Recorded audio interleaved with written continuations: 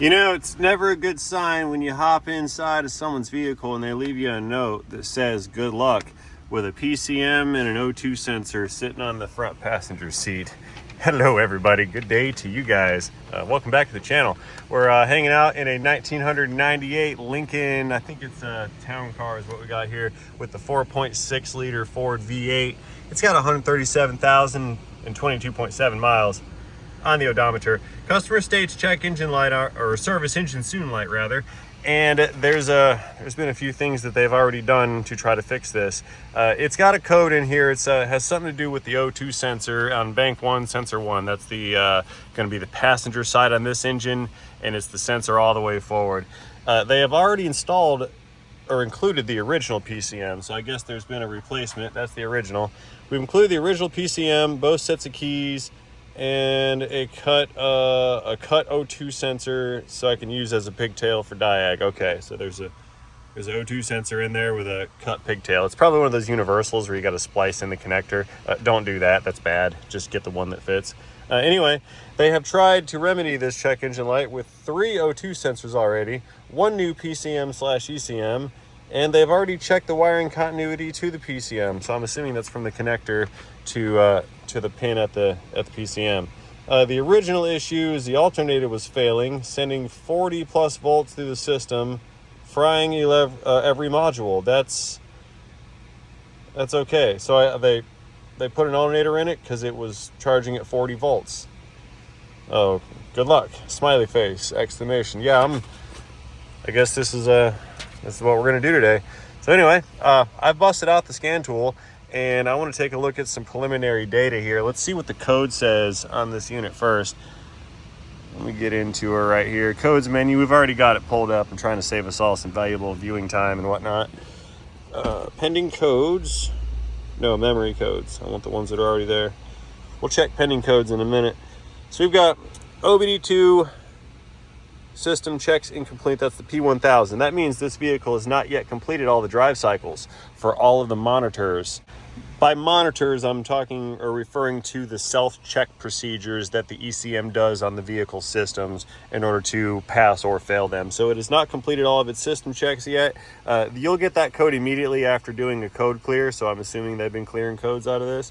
Anyway, we've also, back to the meat of the subject, we've got a P0135 O2 sensor, bank 1, sensor 1, heater circuit fault. So there's 2 circuits going into most modern oxygen sensors. There's going to be the sensing element circuit, and there's going to be a heater circuit, because the sensors need to be at the correct temperature in order to sense properly. So there is a heater included. That's why we have 4-wire circuits on O2 sensors.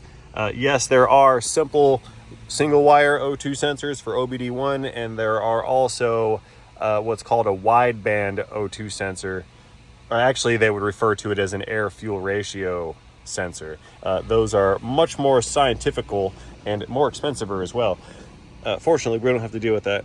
So anyway, we're looking, we've got an issue with the heater circuit on bank 1. Now that's upstream, behind the first, or in the first, or I'm sorry, before the first catalytic converter. So let's go ahead and confirm that. Let's take a look at some data in here. And yeah, the key's on and running, blah, blah, blah. Let's take a look at the data and see what those O2 sensors are doing. So we can look at numerical values, and we can look at graphical values, so we can better visualize what we're looking for. Off the get-go, case ground at the ECM/PCM voltage, negative 2.381 volts. That's kind of weird, but okay. 2 DTCs are present. Coolant temp, I'm just gonna scroll down here.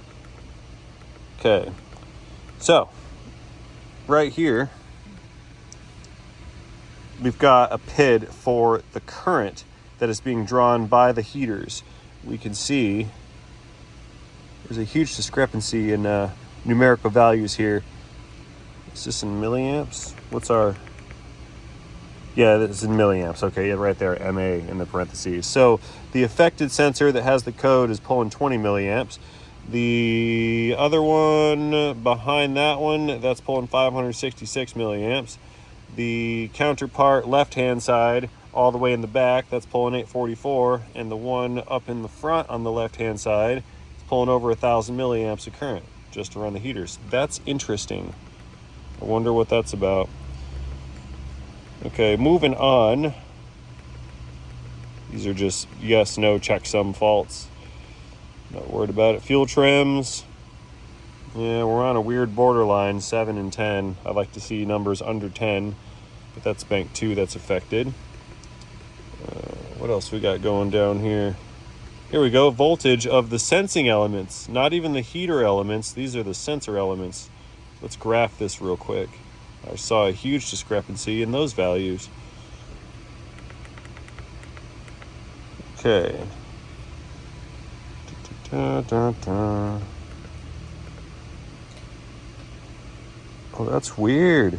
I just saw that sensor 1 at 40 millivolts.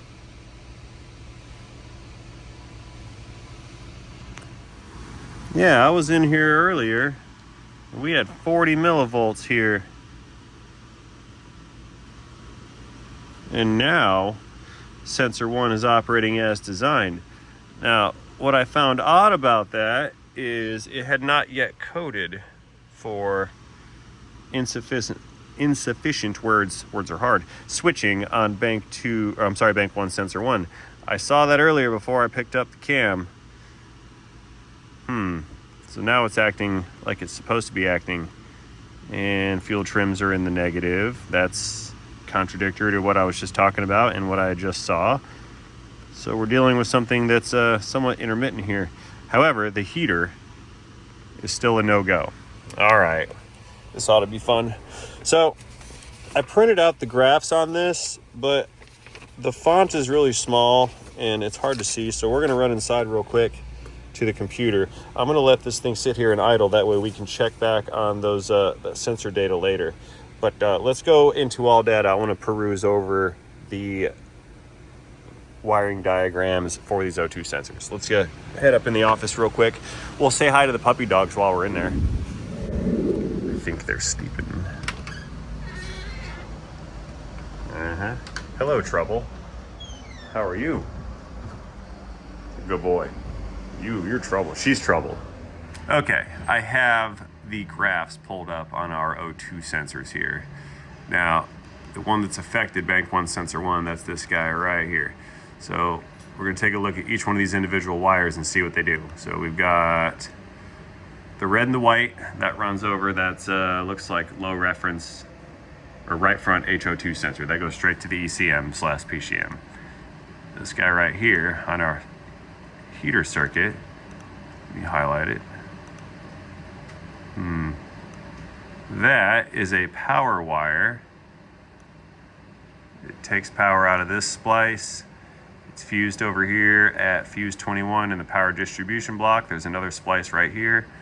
And it also sends some power over here to this EGR vacuum regulator. Torque converter clutch solenoid, that gets power from that circuit. Okay, so what we can conclude on this particular circuit is that we have power here at the splice pack. And we should have power here at this splice pack because we don't have a torque converter clutch issue, or at this splice rather, because that's the line that runs over and down and powers our heater for the sensor. So we could assume that unless this splice right here or this top wire here, unless this has a break or a rub in it, we can assume that's a good wire that can be tested at the connector for the sensor. And then we've got two more circuits. There's a gray and a light blue, and a gray and a red. These guys right here. Highlight, please. It's not doing what I want. So anyway, do it manually. Sure, why not? Similar situation with that gray wire. That is spliced in right over here at splice 124. And it's, let's see, runs over here to the transmission. That's ground for an intake air temp sensor. So we're assuming this ground at this splice is good unless we have an open on this line right here running down to that sensor. So I think we have a wiring issue with this car. We've got a code for a heater element that doesn't function. We've got a PID on the ECM that shows it's not pulling current through that heater. And then, according to my testimony, we had a sensing element that was reading 40 millivolts when it should have been reading 400. So I would assume that one or more of these wires is damaged in the harness because they don't have anything in common where there's one common failure for either one of the two circuits. Therefore, I think we have wire damage. So we're gonna have to gain some access to that connector and those wires and check a few things.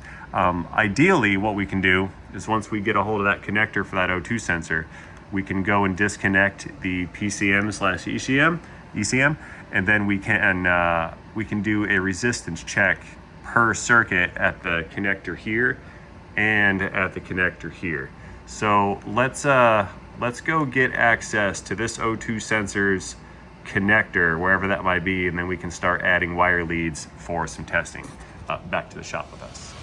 Alrighty, so I've got the car. It's up on some ramps real quick so we can get down below. I don't have a lift available. We're doing an AC compressor on this one, and I'm still taking up my big lift over there with the Silverado. It's getting closer to being done. See that? We're getting there. So anyway, I'm still working on the ground. Let's go down below and take a look at that O2 sensor and see if we can see the connector and the wire, make sure nothing's just melted on the exhaust or something like that. Let's go visually inspect it. Okay, going in for the close-up on this 4.6. All we can see from here is the tippy top of a brand new O2 sensor that someone has replaced. There it is. Yeah, right, focus, there it is. See that right there? It's got new wires and that's a little shiny-ish. That's all we got from the top side. So, we must go down below. Hence the ramps. Let's see here. I got the parking brake on, guys, so it's not gonna roll over and kill me. So bear with me, we're crawling under this unit. Now, that connector there, that should be for the rear O2 sensor, right? Let's see here. Yeah, that's the rear. That means this one here is our front. Let's see what we got here.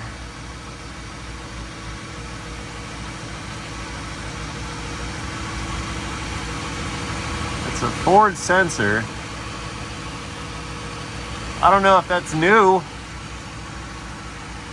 That doesn't look very new.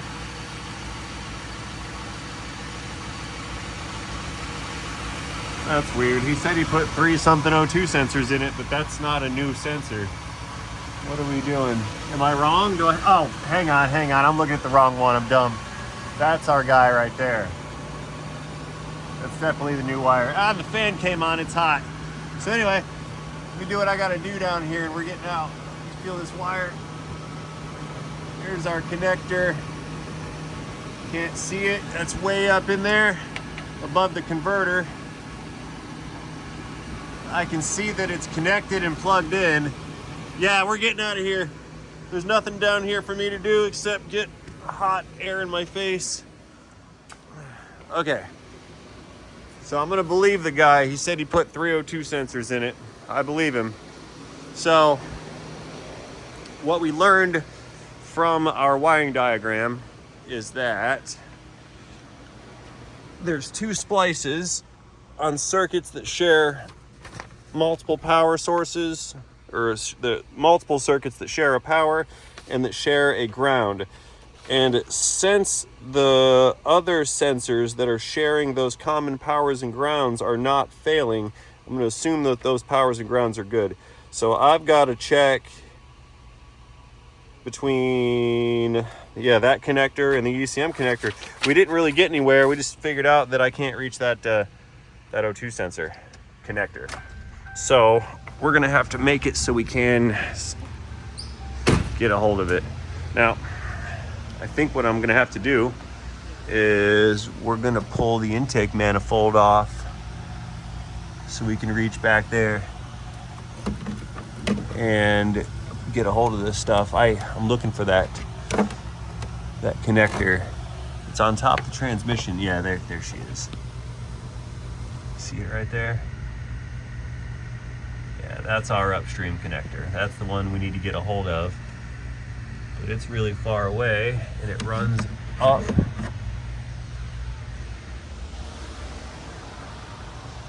It runs over up into this harness right here, that one, through this splice pack right here, and then there's our ECM right there.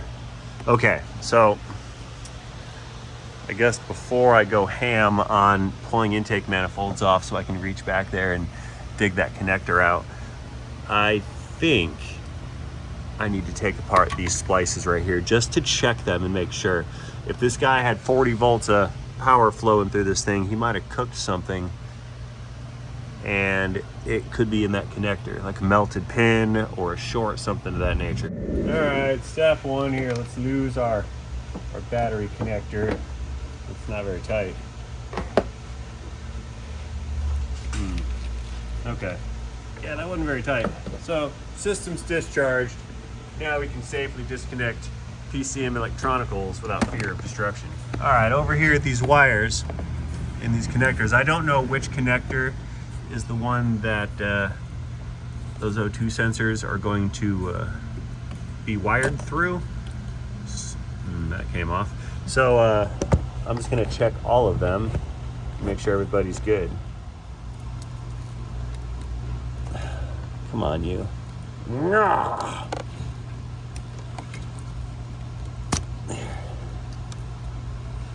Okay, how are these pins looking in here? That stuff all looks pretty good. I don't think that's the issue. No worries. Let's take this other one apart down here.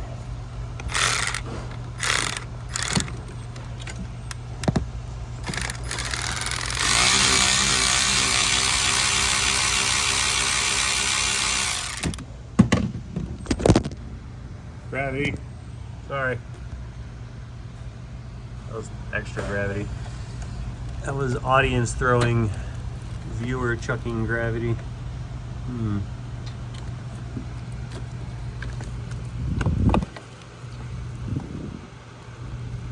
Okay, visually I see no damage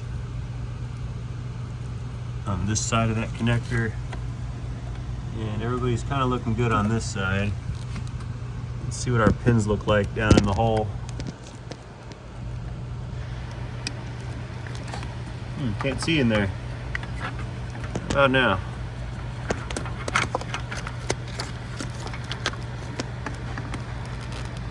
Yeah. It's not so bad either. Look. Look right there.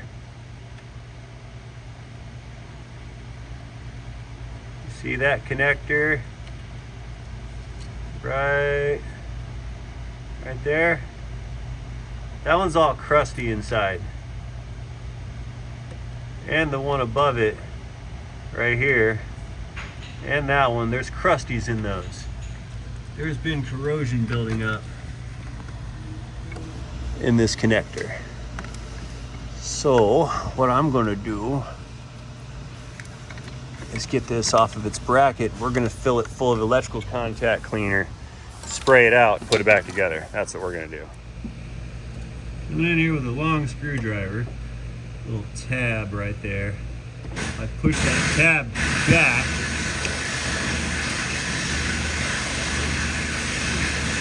Loud noises.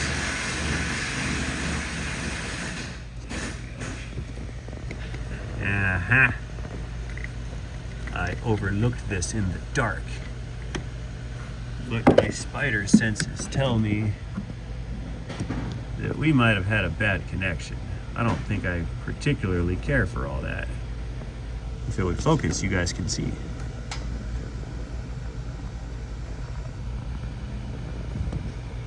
That one, yeah, there's like grease in there, but that grease has, it's not corrosion. That grease has hardened. And I bet it's causing a bad connection. So we're going to clean this business out with my spray can. It's just some CRC contact cleaner. That's what we got here.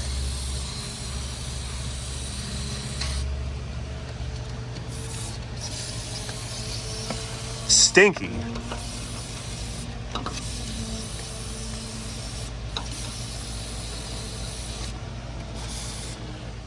Let's blast some air through here and get rid of the cleaner.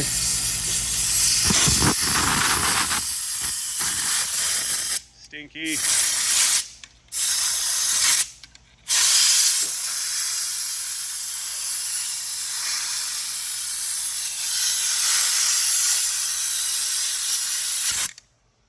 Good. Compressor. Let's get this other side. There we go.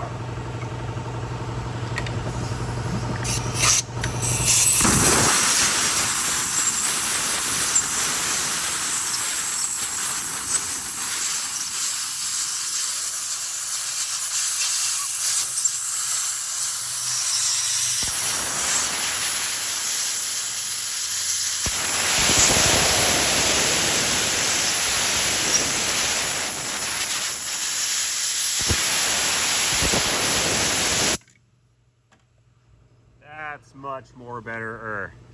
So now, put that guy back. We're gonna put this guy back.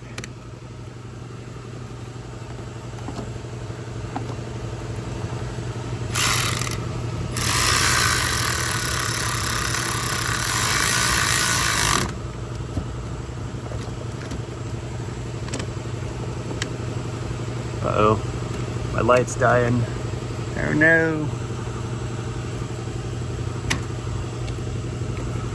And then we're gonna put this guy back because I think we're done with these electrical businesses here.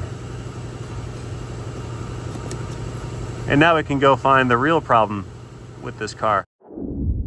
I've uncovered the secret hidden problem.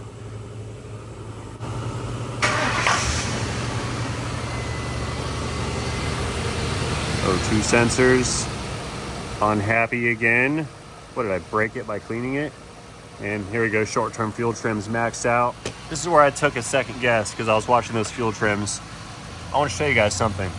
So we've got a little connection here at the valve cover on the driver's side, which runs into our intake tubing just behind the mass airflow sensor. The mass airflow basically monitors how much air is coming in so that the ECM knows how much fuel to fire because it knows the quantity and density of the air that it's taken in so it can maintain the correct air-fuel ratio. Now, this section of the PCV hose, this valve cover, is connected to the non-vacuum side because throttle body's here, so we have vacuum here, no vacuum here. It's connected to the ambient air side, if you will, of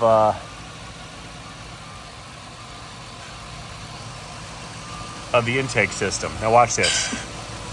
See that? So what's happening here? We're sucking in air. We're producing a vacuum on this valve cover on the ambient air side of the intake system. That means the air that this mass airflow sensor is reading is being sucked into the crankcase on the engine. That's just the fan. Listen to that, you hear that? That squealy? It's almost like a fluid, like a bubbling type of deal, okay? So I've got to figure out, why are we getting vacuum inside of the valve cover, and why is that vacuum pulling off of our fresh airstream? This is normal design right here. It's supposed to be there, but I don't think it's supposed to be pulling vacuum out of the intake stream into the engine. It's supposed to be pulling it into the throttle body. So we should not have a huge vacuum number there. Now, both sides of this engine, the valve cover on the driver's side and valve cover here on the passenger side, those are connected just through ambient space inside the crankcase, so they can communicate amongst each other. I'm gonna go get another battery, hang on. More light, okay. As I was saying, now since those two sides can communicate, and we've got a vacuum on that side, that means we have to have a vacuum on this side over here. And we do have a vacuum on this side over here. It's coming from the vacuum side of the intake manifold behind the throttle body, through that tube, right over here, to a PCV valve, positive crankcase ventilation. And we pull that guy out, and that's a wide open throttle PCV valve. It's just stuck wide open. It's not supposed to do that. It's supposed to have a check valve inside. See if we can't see it. Yeah. Yeah, that is supposed to be a check valve that's spring loaded, and it's just in there doing whatever it wants. So we have a faulty PCV valve. So let's prove that out and prove that that's the problem with our fuel trim situation. Oh no, don't go in there. I got a little cap. There we go. Throw that cap on there, right? Let's observe some fuel trims. Short terms. Look at that. 2, 1. It's stable. Oh, let's plug this thing. No weird noise and no vacuum. So we can plug this in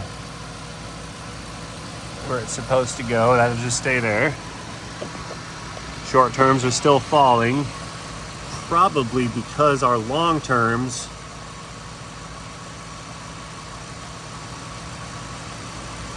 those are still positive. Yep, 15. We want to see those numbers go down below 10. So let's take a look at our O2 sensors. O2s.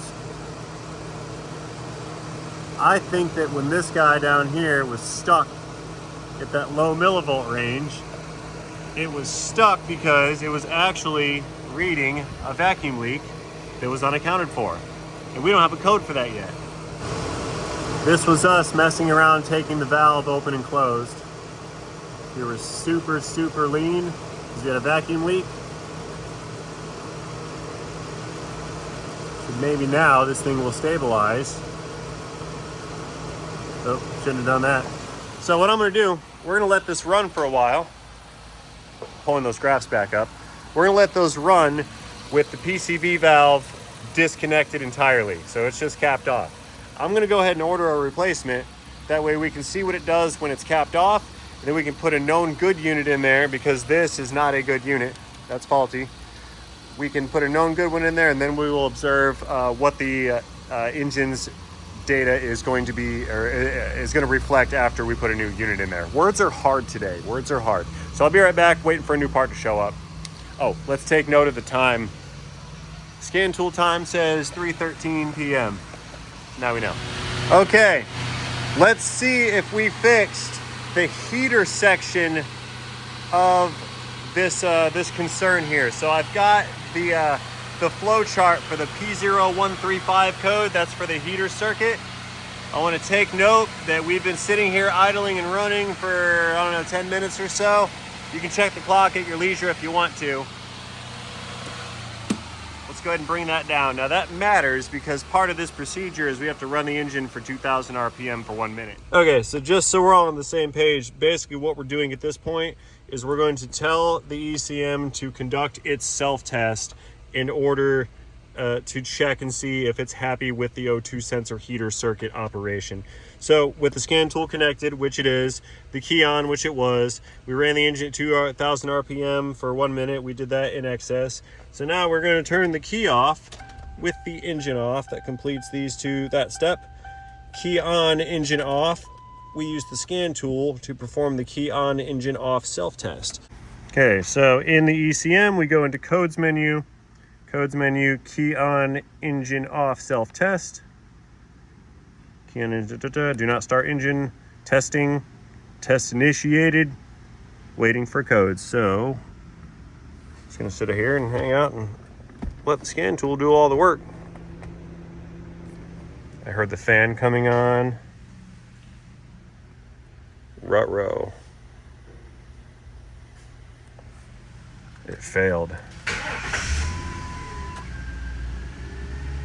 Yep, she failed.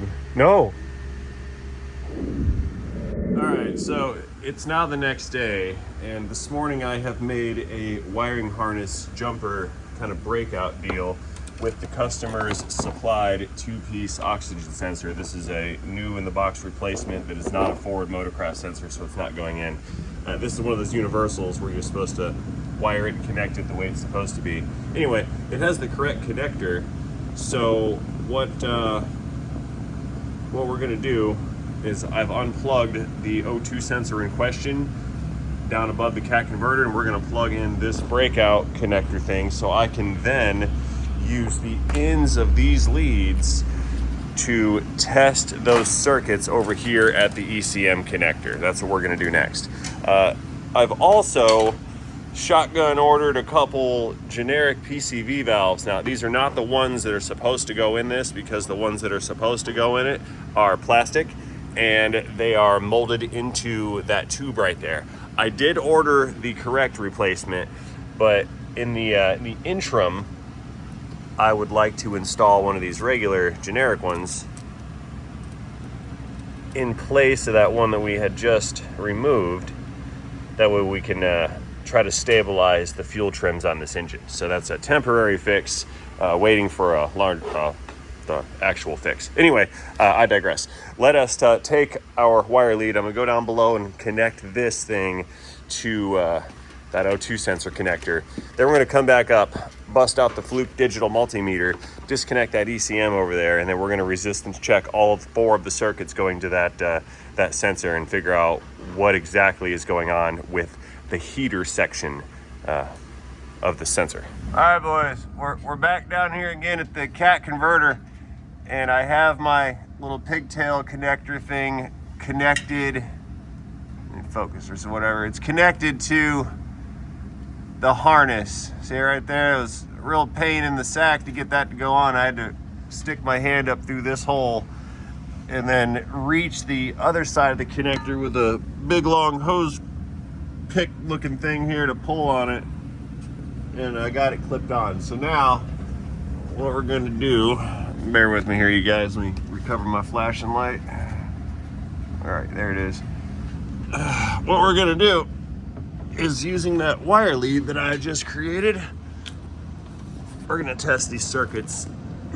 I feel like, sure, I could pull the intake manifold, and sure, it's probably bad wiring in there, and I should have just not wasted all this time and just pulled that intake, but that's also a lot of work. I don't know, I'm just a little leery on pulling the trigger on something here, because this thing has had so many parts thrown at it for the same thing. I need to find the smoking gun before we start just like pulling stuff apart. Okay, going in here inside of the firewall next to our brake booster, we're going to disconnect that ECM.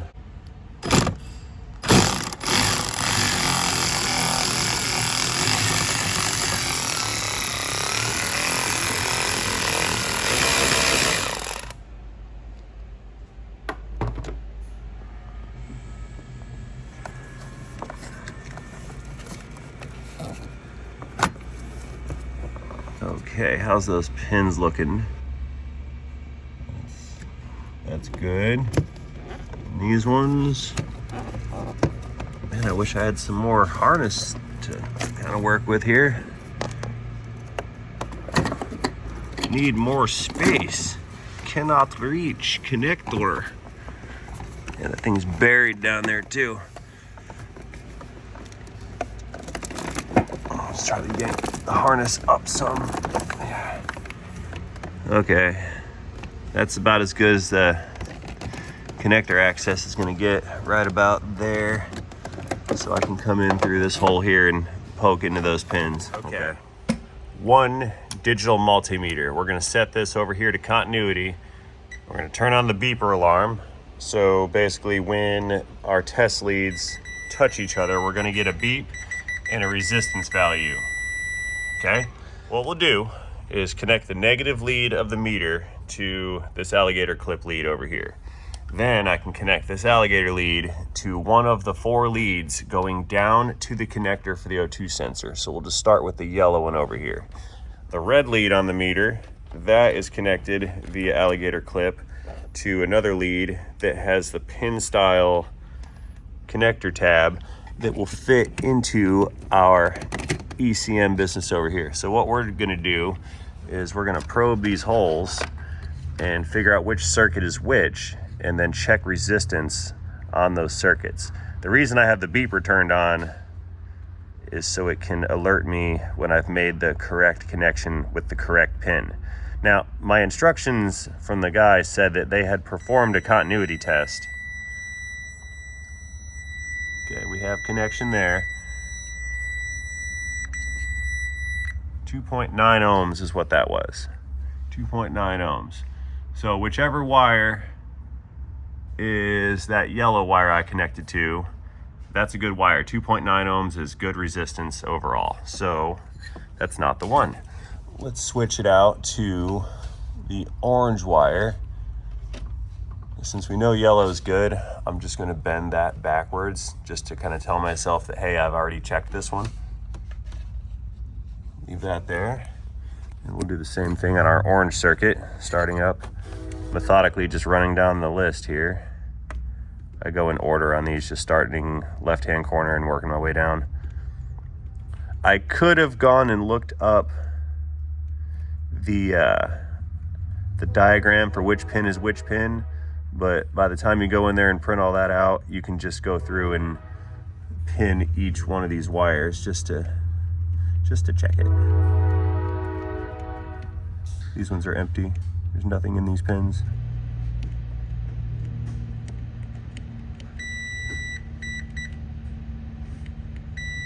Okay, got a winner. And 2.6 ohms, okay. So that tells us that the orange and the yellow are good circuits. So I would like to take a quick pause to make a few things clear to assure that we're all on the same page here. Those yellow and orange jumper wires that I just connected, those 2 wires are running to the sensing element circuits in the O2 sensors. I'm about to check the 2 wires that are responsible for the heater circuit. Keep in mind that there are 2 problems I'm trying to identify here. One has to do with the heater circuit, and that's the cause for the check engine light. And the other problem is the incorrect readings from the sensing side of the O2. We stumbled upon this without the assistance of a trouble code being set because of the imbalance noticed in the fuel trims. So now we're going to switch out to the 2 blue ones. I believe the 2 blue ones I have pinned on the heater circuit, and the orange and the yellow were pinned on the sensor side of the circuit. So those are functioning properly. Now what that tells me is that our fuel trim numbers that we were looking at earlier and our O2 sensor activity we looked at earlier, that was accurate information because we have a known good sensor, and now we've verified we have a known good circuit. So I believe that information was accurate from the sensor itself, but we're still here focusing on that heater circuit. So let's go back in there and we'll probe for some of the blues. I believe one of these is a power and one of these is a ground. 0.08 ohm. Look at this one right here. Let's check this guy. That's our other circuit. There we go. And that one is 2.6 ohms. So everybody's in good shape. All right, so this leaves us in an interesting position, which led me to remove the wiper cowl to inspect the wires, because a resistance check showed that all 4 of the circuits to the O2 sensor had excellent resistance and did not indicate a short, leaving me to believe there's a possibility of an intermittent problem in the harness. Now, if you look right here, you can see I did find some minor wire damage inside of the harness down here by the dipstick tube. Unfortunately, that involved circuits that had nothing to do with the O2 sensor, and pulling this wiper cowl off turned into a big fat dead end, and it wasted a couple of hours. Okay, so fast forwarding about 2 more hours, I have that whole harness put back down where it's supposed to be. Everybody's reconnected on both sides. Before we do anything else, I want to go ahead and change out this PCV hose business, because that was giving me some grief earlier. And that hose is now giving me grief presently. Pull that guy out. There's our new one. There's the valve. Put that down in its little grommet. Plug her in right here. So the PCV system has been replaced. Okay, let's connect some electrons back to the system here. I saw a light come on, so we should have power. We've got chimes. Key on, starting the engine. Okay, engine starts, sounds good. Okay, let's do the self-test one more time. Scan tool's connected, it's keyed on. We're running the engine 2,000 RPM for 1 minute. So let's bump our throttle up. We'll stick a little fuse in here. Okay.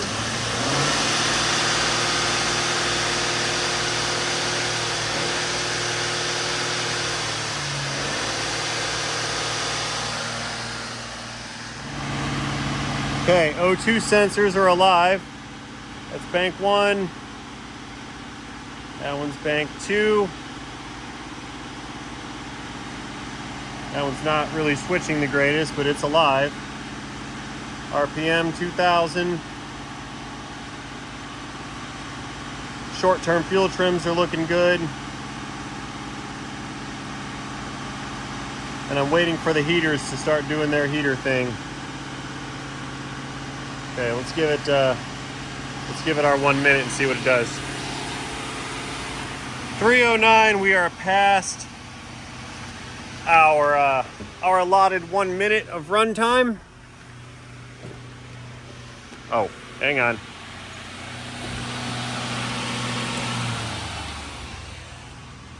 Back down to idle. So we're gonna tell the scan tool to initiate the self-test for those O2s. Key on 2000, and we did that. So let's key it off, shutting down. And then key on, engine off. So we have to perform again the Keo EO self-test. So we're gonna go into codes menu. Self-test should be in codes menu. Key on, engine off, self-test. Yep. Do not start engine, continuing test. We should hear some fans or whatever coming on.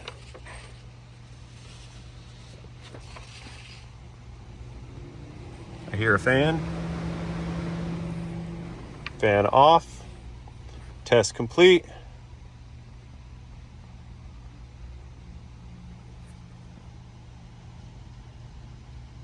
Bank 1, sensor 1, heater, circuit, fault. Uh-oh. So since we have failed, are the DTCs present? Yes.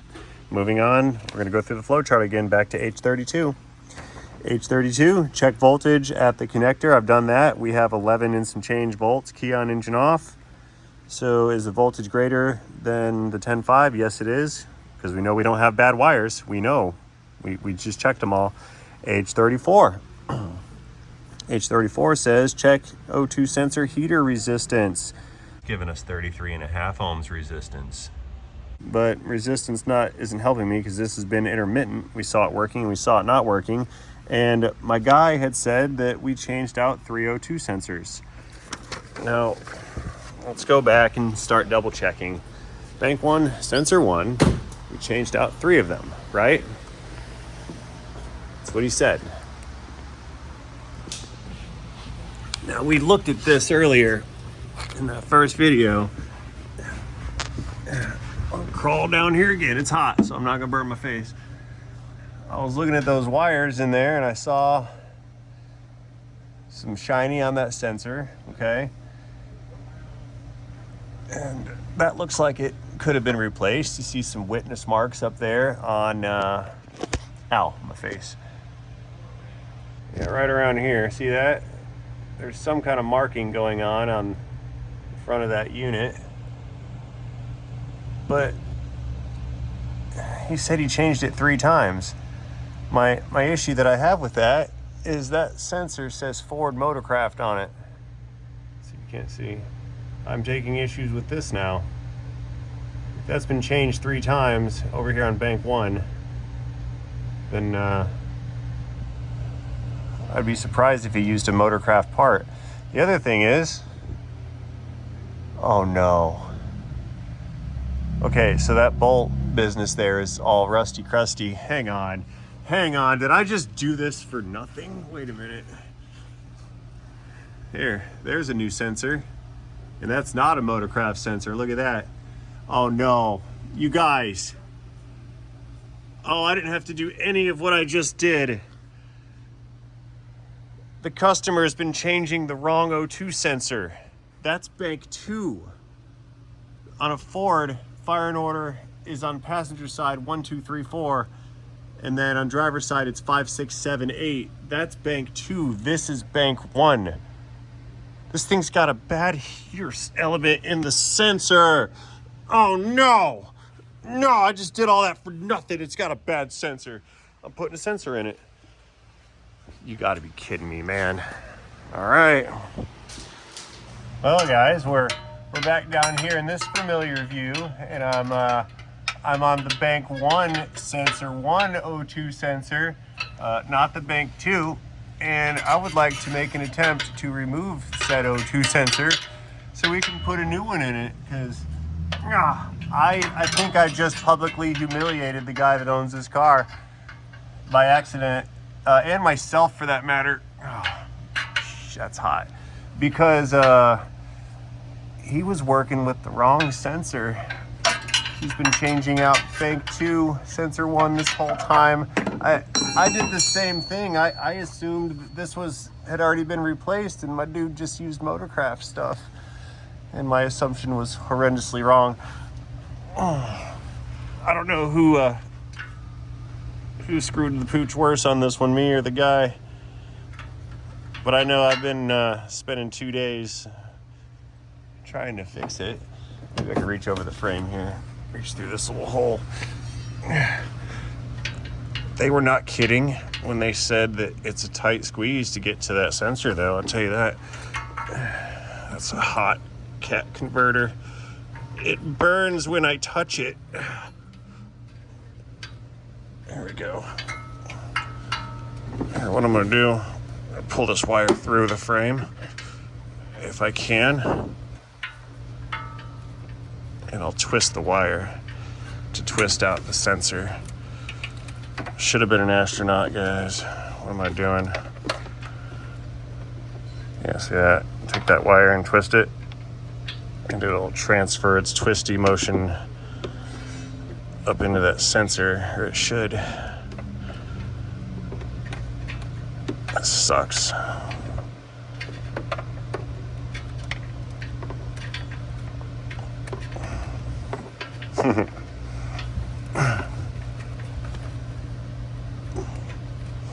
Yeah, I'm gonna stick it on a drill.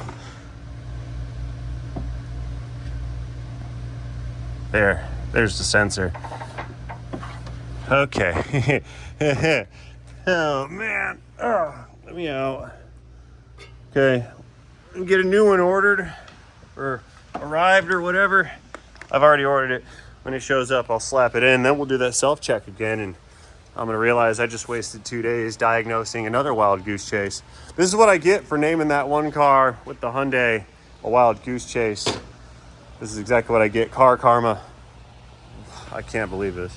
Hey, it's what it is. It's the kind of things that happen. So you guys might be wondering, Ray, why did you order a sensor when the customer gave you a sensor to install? It's a Walker sensor. It's a brand name. The answer is this one came in here with the pigtails cut, because you're supposed to connect those to the connectors that are also supplied with the unit, which I used as a pigtail on the wrong, or the right wrong sensor. There we go.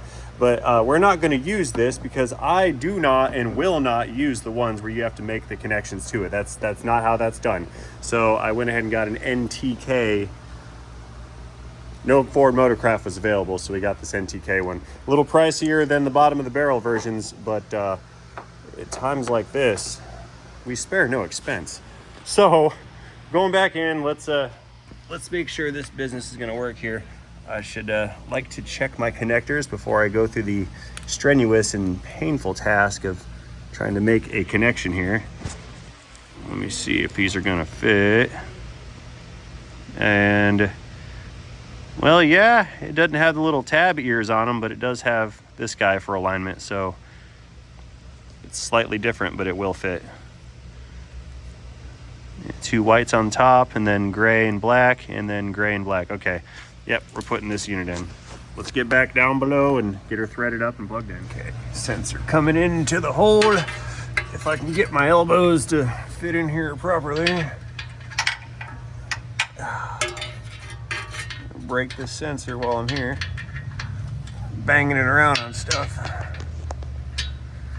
Yeah.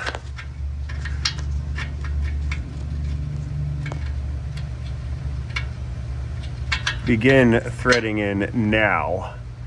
My patience is running thin on this car.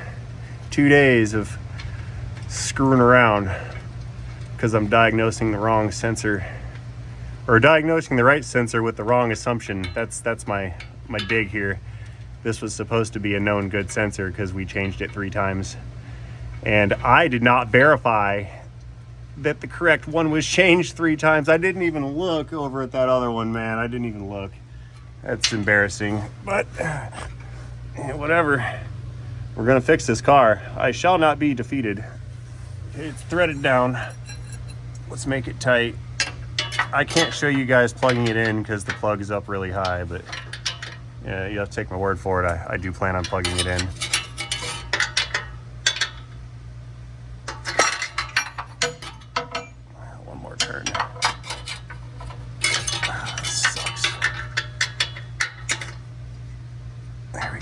Okay. All right, let me get it plugged in. We're gonna go do the self-check again one more time. All right, I'm coming out. I have the new sensor connected and plugged in. It's in the exhaust, and now that I have this thing out in the daylight, it definitely does not look like it's been replaced 3 times. It says Ford on it right there. NTK made it, so I replaced it with kind of the same one, I suppose. Yeah, regardless. Let's try this one more time. Fingers crossed. Are we gonna get this right or what? And we need 2 minutes or 1 minute at 2,000 RPM. RPMs are coming up. 2,000 for 1 minute. Yeah, we're at like 3 minutes. Key off, engine on, then we initiate self-test. Let's let it idle down. So we keyed it off. Key on, engine off. Perform key on, engine off self-test. We've been through this so many times. The little fan should come on. Yep. Fan's about to go off. Hey, just the purge valve, which is still disconnected. Did I actually fix this?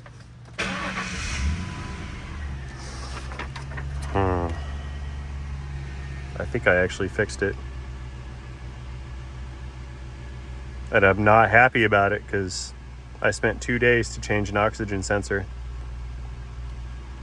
How do I bill for this? Like, how do we do this? What do you guys think? I'm not trying to like embarrass the guy or ruin him. Make him pay $2,000 because Oh. Yeah, we don't want to make the guy pay a bunch of money for an honest mistake, especially since I made it too. I made an assumption. That was my error. I assumed that he was changing the right one, and that's not the case. We have current now on that heater.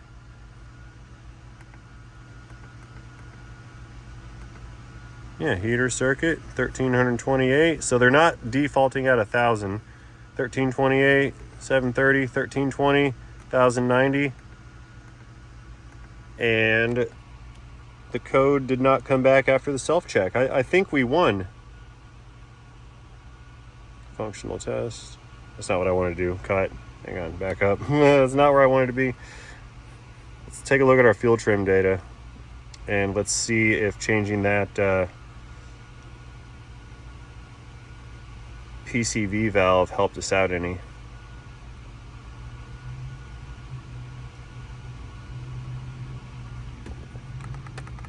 Fuel trims,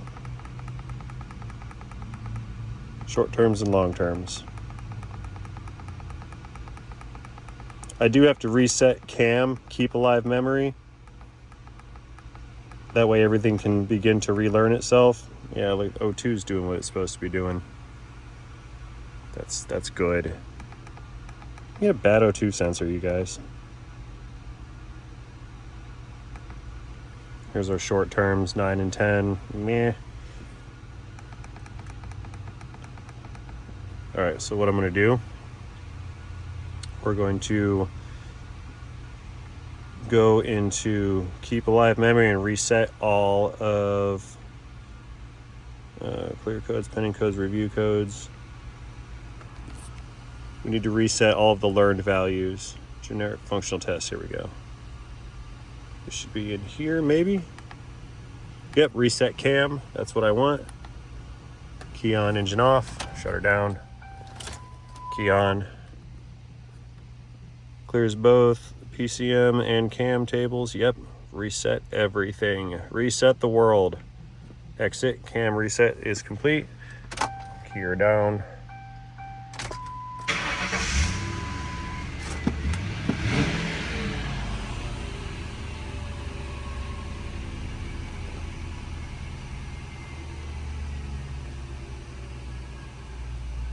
And we just have that purge valve that's disconnected. Okay. Let me go back and take one more look at the current being pulled from those heaters. We had a cooked sensor. Yeah, see, look, right now it's back to the default. So it's not commanding heaters yet. We leave it, then we go back into it, and it's on, then it's off, then it's on, then it's off. Pit list.